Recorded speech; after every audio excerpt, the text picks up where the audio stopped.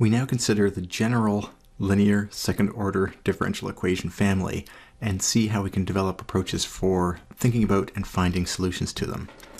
Keywords for now will be the second order, so notice in the general form we'll have a second derivative, and the term linear, and that's linear in y, y prime, y double prime.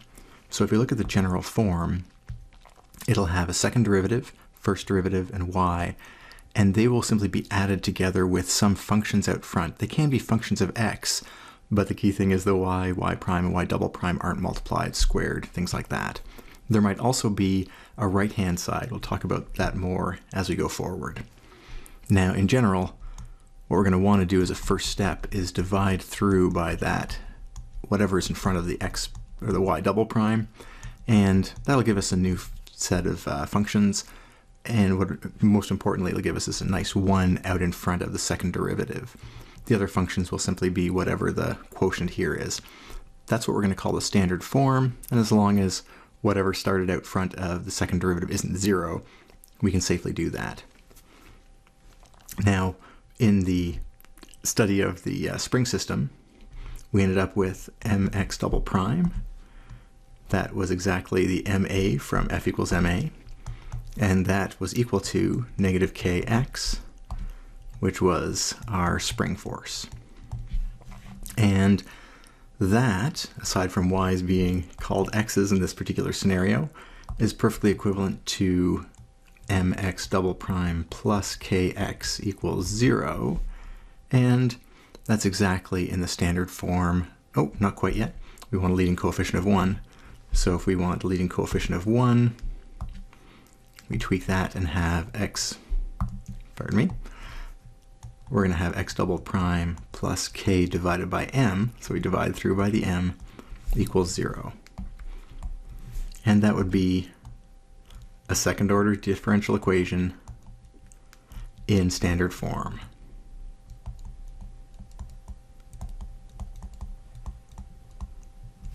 Notice it's fairly simple.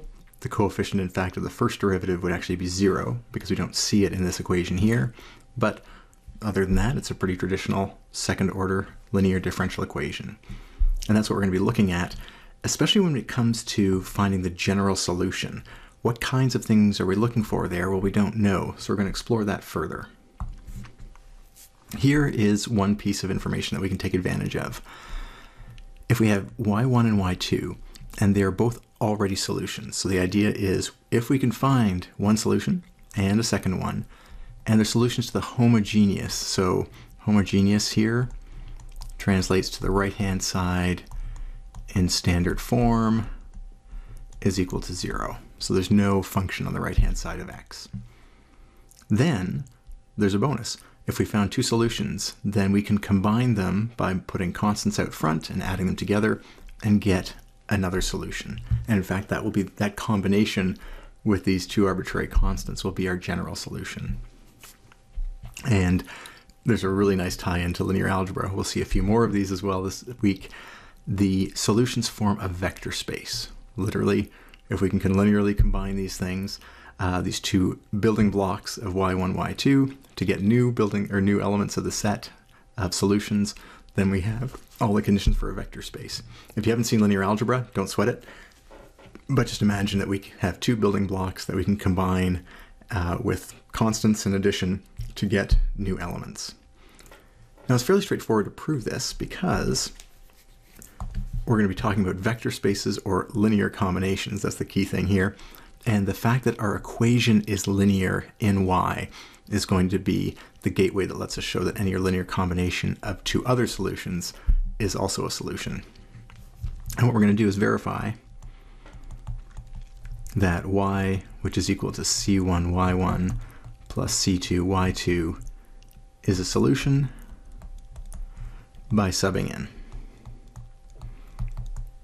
We're going to simply put that solution into our differential equation, the left-hand side, and make sure that when we simplify it, we get 0. That's how we demonstrate something as a solution. So the left-hand side will equal y double prime. Oh, we need to sub in with y double prime. Then we better find what that is equal to. And of course, that'll take a few steps. We'll need the first derivative, but fortunately, again, we're just doing a linear combination, so constant derivative goes down, stays as a constant because it's multiplied by y1, and we'll simply get y1 prime. And likewise, we'll get the derivative of c2 y2, the constant doesn't change, and we get the derivative of y2. And likewise, if we take another derivative, we're simply going to get another derivative for y1 and y2. All right, with that in mind, we can sub in y double prime is that c1 y1 double prime plus c2 y2 double prime plus p of x times y prime. Well, there's y prime right there, so this part goes to here.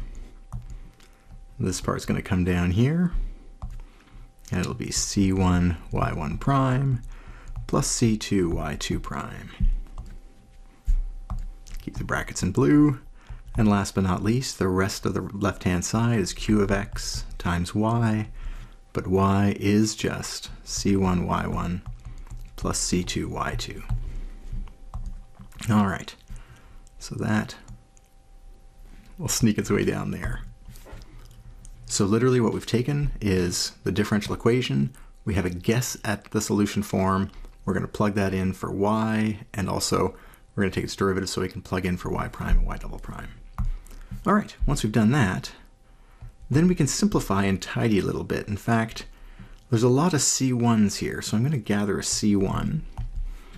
There's a y1 double prime.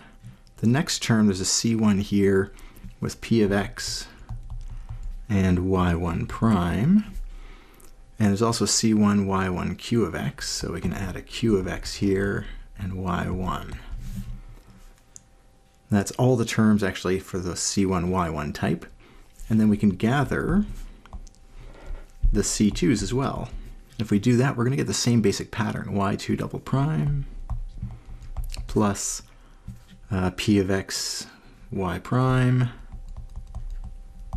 plus q of x c2 y2. We have the c2, we're going to have a y2 there. Now, this is where the magic comes in. y1 and y2 are already solutions. So when we plug y1 into here, we should get it equal to 0 because it's a solution. So when we do that, you'll notice that this is exactly the left-hand side of the differential equation using y1 as the function. And this part here is exactly the left-hand side of the differential equation, but using y2. And as a result, those are equal to the right-hand side, which is just 0. So we end up with c1 times 0 plus c2 times 0, and that is just 0, which is equal to the right-hand side form of the differential equation, check. And what that proved is that if y1 and y2 are already solutions